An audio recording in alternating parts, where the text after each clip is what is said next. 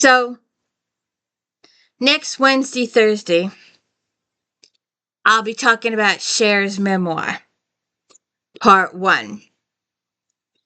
And also next Wednesday, we'll talk about Sonny's point of view. And I'm going to clip that piece.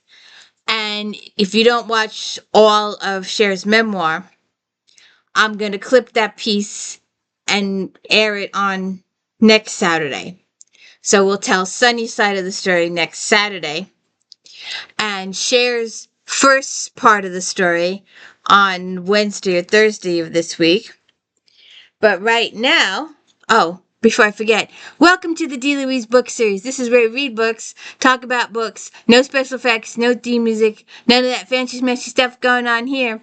And I'm Christina, Kristina. This is where we read books, talk about books, no special effects. So I thought we would talk about Cher's first time. Um, there's a picture. Come on. And I just noticed I have the wrong glasses on. Are you coming up? I was 4 years old and living in Laurel Canyon. I was shy, introverted little girl, but sometimes I could be adventurous. My favorite game was hide and seek with Maria, the young Mexican girl who took care of me. We played in a little wooded area near my house. One day I was hiding and I was a very good hider. I suddenly realized that I was lost. There was no sign of Maria anywhere. It was late in the afternoon and already starting to get dark and shadowy, especially for someone who's only knee high.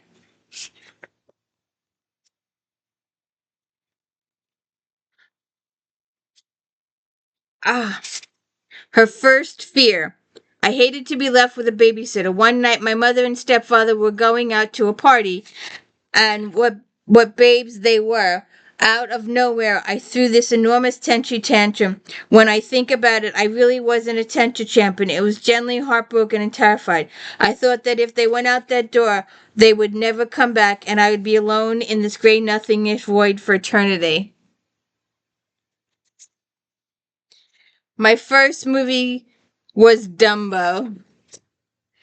Uh, my first friend, Cher, why don't you little playmates have stubble? I was a strange little girl. I was either really smiling or really Monroe. Sometimes I'd go off by myself, sit in my room, and be private and quiet. Of course, I was only 3.5 at the time.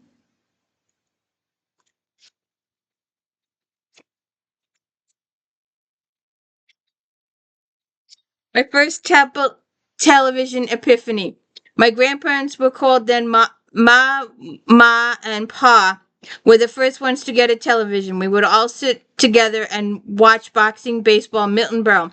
Boxers bored me, and mostly I remember the Texaco commercial. A whole bunch of men in uniforms running around a gas station singing, "We are the men from Texaco. We serve from Maine to Mexico."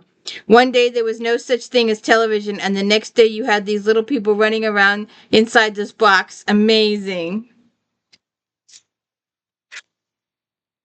The first memory of my sister. One day my parents came back from the doctor's office with a surprise. My mom was pregnant. I didn't know what that meant, but the surprise was wonderful. They were going to get a baby from the baby store or from under a cabbage leaf or the stork or gypsies. I remember being awakened in the middle of the night. It was time. I was taken to Mama's house while my mom went to the hospital. The next day she came home with my baby sister Georgianne. My mother was really nervous. My sister cried constantly, and nobody paid attention to me at all. A little jealousy.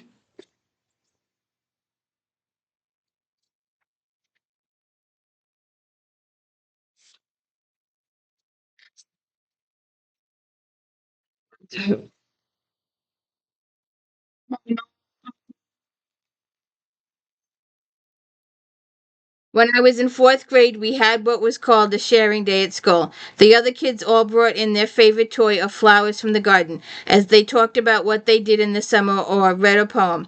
I was going to share something nice too, but as one little kid after another got up and told some boring ass story, it got to be too much for me. I couldn't bear all the leave it to beaver crap. When I got up the front of the room to share, this is what I shared.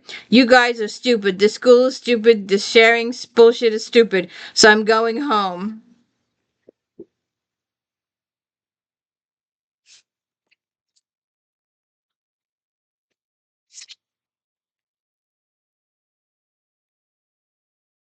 When I was 9, we moved from a horrible apartment to a 2 little bedroom rented house in San Fernando Valley. It was the homiest place we'd ever lived, excluding my grandparents' home. The house was made of redwood with white trim around the windows and doors. Inside it was like a mountain cabin all knotty and pine.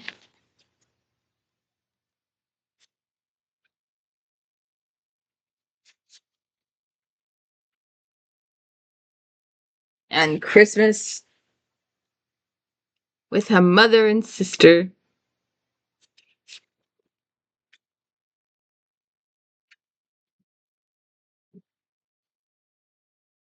Her first public performance. At the end of fifth grade, I put on Oklahoma almost singles handedly. I got 4 or 5 kids together, but I did the direction and choreography, and I played all the boys' parts. In grammar school, you just can't get boys to do anything. That's at least a bit risky. What I am talking about, grammar school, I sang the Gordon McRae songs.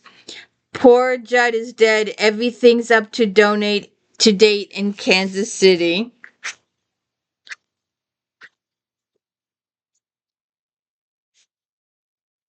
Halloween.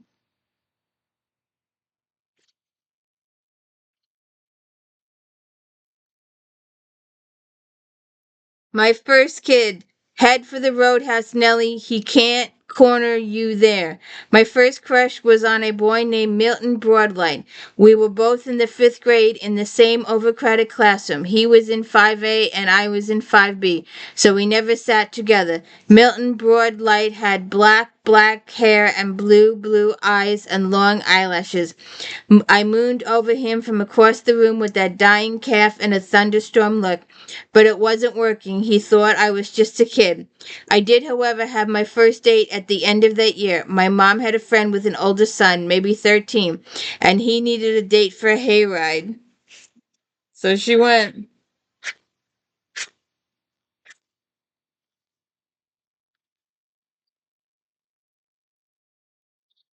My first subway experience. How would you like to take a nice ride in hell, Cher? New York was slow going for me socially until I met Joyce. She was the daughter of one of my stepfather's business associates. Though Joyce, I met Maxine and Barbara. They all lived in Riverside Drive. They were funny and they all sounded like Joan Rivers to me. I was mesmerized. Their family seemed so warm, even though they yelled a lot, and their mothers were so motherly. Sometimes I even went to temple with them.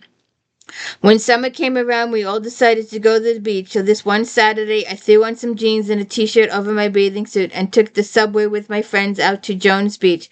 Halfway there, they got out of the train to check our direction and the door shut before they could get back inside. I was alone on the subway to Jones Beach.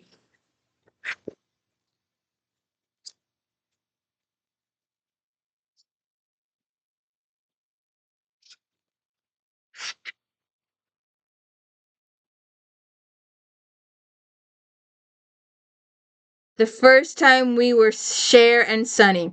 Once Sonny moved into the building next door to mine, he started coming over all the time. Our apartment house was a total dormitory filled with beautiful women, and Sonny made friends with all of them. One girl was a topless dancer, another was an actress, and they were a couple of Vegas showgirls. They all had incredible bodies and long legs and other stuff, except me. I looked like olive oil. One day, Sonny was rounding up some girls to go to the beach. He asked me after he asked everyone else, and I remember running down a hallway. I stepped out in my bathing suit. He took one look at my skinny body, and his whole face fell. God, you were skinny, but you can come anyway.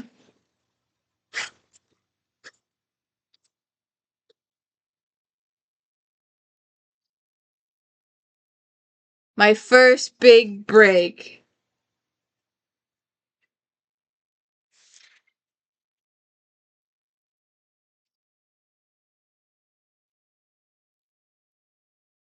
My first real gig. Strike Experience were not quite Sonny and Cher. Sonny got us booked on the bowling alley roller skating circuit. DJs like Wink Martindale hosted shows where they have lots of different acts come in and do 2 or 3 songs, but the DJs were the actual stars that the kids came out to see, and they were the ones who got the money.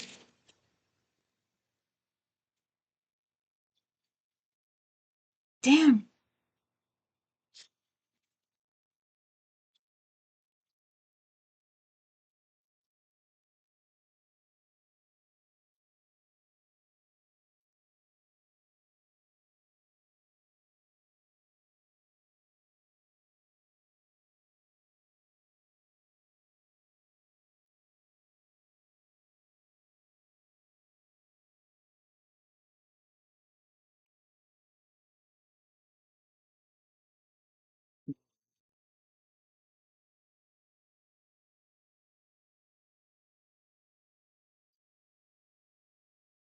And I remember some of this. I was alive during these times.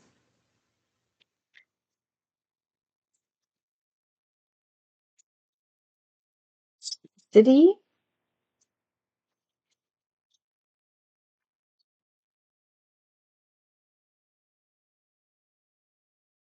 Fancy on the TV circuit?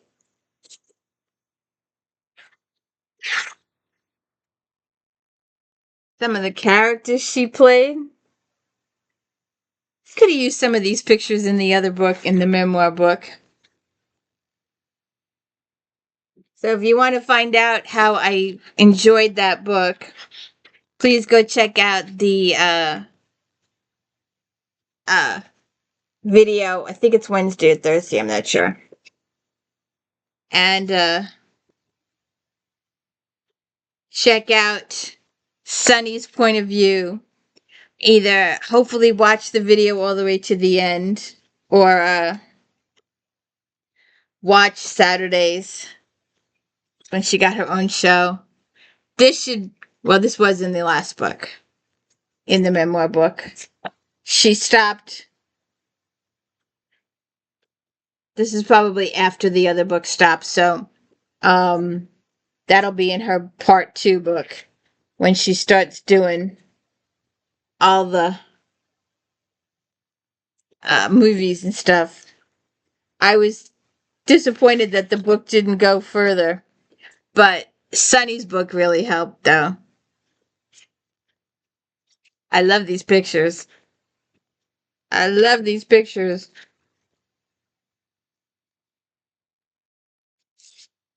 So please go check out Wednesday or Thursday's Cher memoir, and check out Saturday's recap of Sunny's point of view. And have a good day.